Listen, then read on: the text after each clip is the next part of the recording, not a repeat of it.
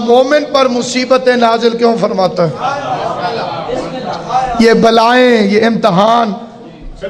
مومن پہ نازل کیوں فرماتا ہے؟ امام نے فرمایا اس لیے تاکہ وہ اللہ کو یاد کرے، تاکہ وہ خدا کی بارگاہ میں گڑ گڑائے، تاکہ وہ خدا کی بارگاہ میں معافی مانگے، کیونکہ اللہ کو سب سے زیادہ وہ بندہ پسند ہے جو اس کی بارگاہ میں معافی مانگتا، اور جتنی جلدی خدا راضی ہوتا ہے اتنی جلدی کائنات میں کوئی راضی نہیں ہے۔ مولا متقیان علی ابن ابی طالب وہ ارشاد فرماتے ہیں اللہ کی صفت میں سری اور رضا، جلدی راضی ہو جانے۔ اولیاء اللہ کی اولاد ہے قبلہ حبیب شاہ صاحب، قبلہ جلدی وہ راضی ہوتا ہے جو کمزور ہو، جلدی وہ راضی ہوتا ہے جس کا گزارا نہ ہو، کیویں جناب؟ جلدی وہ راضی ہوتا ہے جس کی غلطی ہو۔ کیا کہنے اس رحمان اور رحیم اللہ کے، مجبور بھی نہیں مختار ہے۔ سلامت رہو آبا، اللہ کل شین قدیر ہو کے، کائنات کا مالک و مختار ہو کر جب بندہ ایک دفعہ پکارتا ہے یا رب، 70 مرتبہ کہتا ہے میں تو اس وقت سے انتظار کر رہا تھا جب سے تو نے غلطی کی۔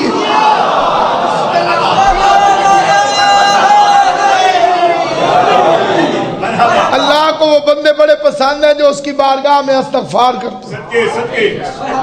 جیسے سچے دل سے معافی مانگی۔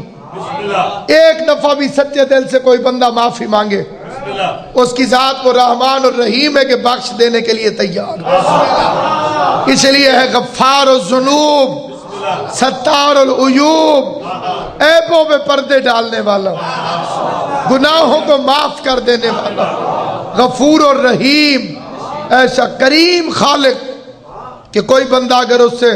سوال کرے تو خالی نہیں لوٹاتا۔ کوئی نیت کے ساتھ اس کے آپ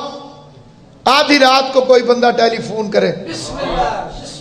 غرض مند اگر کوئی ٹیلی فون کرے، کوئی حاجت مند ٹیلی فون کرے تو اگلا بندہ غصے میں آگے کہتا ہے ٹائم دیکھئے نے، یہ ٹائم ہے؟ کیوں جی یہ ٹائم ہے ٹیلی فون کرنے کا؟ کیا کہنے رحمان الرحیم اللہ، وہ اسی وقت کے پکارنے کو زیادہ پسند کرتا ہے جب دنیا کے دروازے بند ہو جائیں، جب دنیا کے دروازے بند ہو جائیں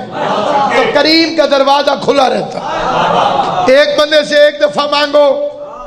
دوبارہ مانگنے آ جاؤ، وہ بندہ بھی غصہ کر جاتا ہے۔ کئی دفعہ بندے فقیر کو کہتے ہیں ہونے تو دیتے دنوں جائیے، وہ اتنا کریم اللہ ہے، ایک دن میں 1000 دفعہ بھی مانگو، نہ دینے سے انکار، نہ ناراض کہ تو نے کیوں مانگا، رو کے مانگنے والوں سے پیار کرتا اور نیت کے ساتھ مانگنے والوں کو جلدی عطا کرتا۔ ہمارے کئی بندے جہالت کرتے ہیں، وہ کہتے ہیں پتہ نہیں اللہ ہماری دعا کیوں نہیں سنتا۔ علی فرماتے ہیں کہ اگر کوئی بندہ کسی بندے سے کہے کہ پتہ نہیں اللہ ہماری دعا کیوں نہیں سنتا، تو علی فرماتے ہیں خدا کو غصہ آ جاتا ہے، اللہ غضبناک ہو جاتا ہے۔ کیوں؟ کس کی شکایت کس کے آگے کر رہا ہے؟ کوئی تو سمجھے گا میرا فکر۔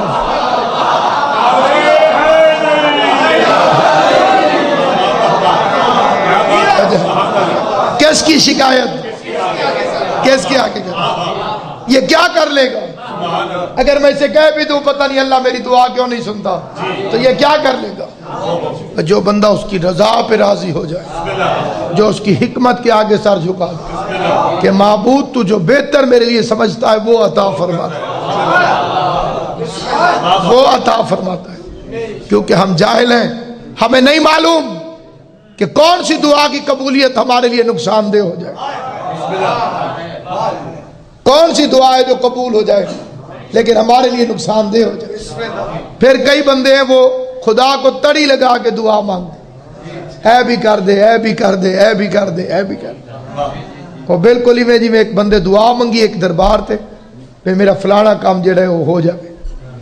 تے بوئے تک گیا تے پھر پیچھا موڑ کے آدھے سانو پھر نہ کہنا پوے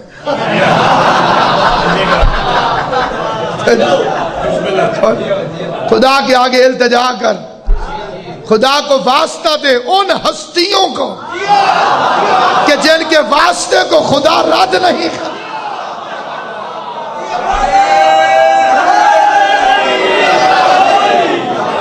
اور ان واسطوں کے لیے اللہ نے جو ہستیاں مقرر فرمائی ہیں انہیں کہا جاتا ہے ابواب الحوائج اللہ نے کچھ دروازے بنائے ہیں جہاں حاجتیں پوری ہوتی ہیں ان کی ذمہ داری یہی ہے کہ حاجتیں پوری کرو اس میں ایک ہستی ہے غازی عباس قبلہ ایک دیکھیے کہانی نہیں حقیقت ہے ایک بی بی کا بچہ مر گیا اس نے دربار عباس پہ بچے کو لا کے لٹا دیا غازی میرے بچے کو زندگی دے علماء لکھتے ہیں مولا غازی نے رسول خدا سے کہا کہ آقا میرے دروازے پر آئے اسے زندگی دے حضور نے علیہ السلام نے آقا کریم نے لوح محفوظ پڑھی فرمایا غازی اس کی عمر ختم ہو گئی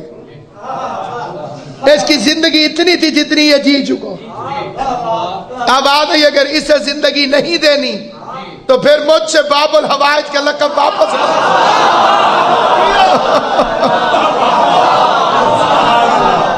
کیونکہ جب تک میں باب الحوائج رہوں گا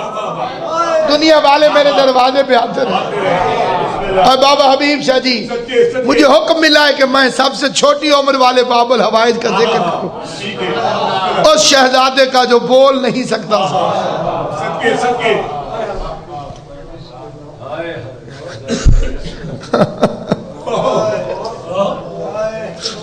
شہزادہ علی اصغر گو جسم کا قد سورہ والناس سے کم تھا ایک لفظ بھی سمجھ ہو گیا عبادت پوری ہو جائے گو جسم کا قد سورہ والناس سے کم تھا رتبہ نہ مگر خضر اور الیاس سے کم تھا اور گو زور تباہ آج ذرا پیاس سے کم تھا طاقت میں نہ اکبر سے نہ عباس سے کم تھا جیڑی اگلیاں دو لائنہ شاعر لکھ گئے سمجھ آ جاویں انتہائی ضرور نکل سی فرمانے دنیا نے لڑائی کے قوانین بنائے مولا تاری زندگی کرے حسین دی اماں تیری ہائے قبول کرے دنیا نے لڑائی کے قوانین بنائے جو سب سے بہادر ہو وہ آخر میں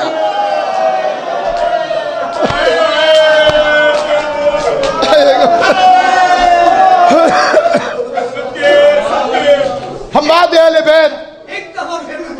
دنیا نے لڑائی کے قوانین بنائے جو سب سے بہادر ہو وہ آخر میں آئے شہید محسن نقوی کے دو شعر پڑھتا ہوں اور دونوں شعر بڑی مقبول بارگاہ اللہ اس کے بانیان کو سلامت رکھے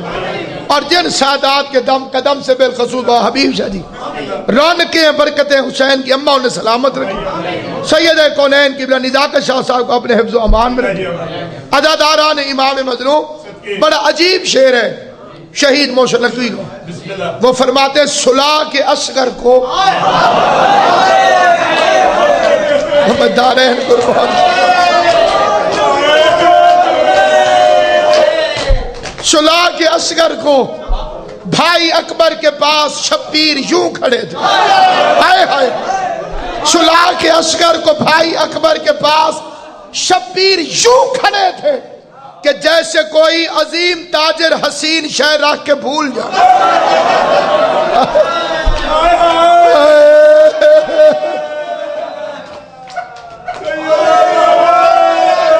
علی اصغر وہ شہید ہے علی اصغر وہ شہید ہے عزاداران امام مظلوم کائنات میں بڑے بڑے بہادر گزرے لیکن میرے شیعہ سنی بھائیوں جیسی سواری اصغر کو نصیب ہوئی ہے ایسی سواری کسی کو نہیں ملی کوئی قصبہ پہ بیٹھا کوئی اونٹنی پہ بیٹھا کوئی دلدل پہ بیٹھا کوئی گھوڑے پہ بیٹھا کوئی ذوالجناح پہ بیٹھا کوئی مرتجز پہ بیٹھا کوئی اکال پہ بیٹھا کوئی اشل پہ بیٹھا रबाब का अली असगर शब्बीर के हाथों में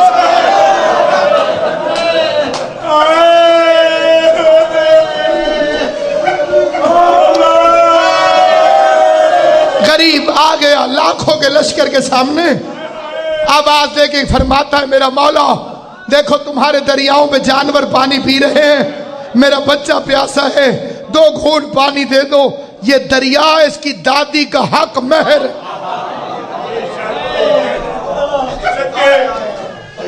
नहर फुरात हक है,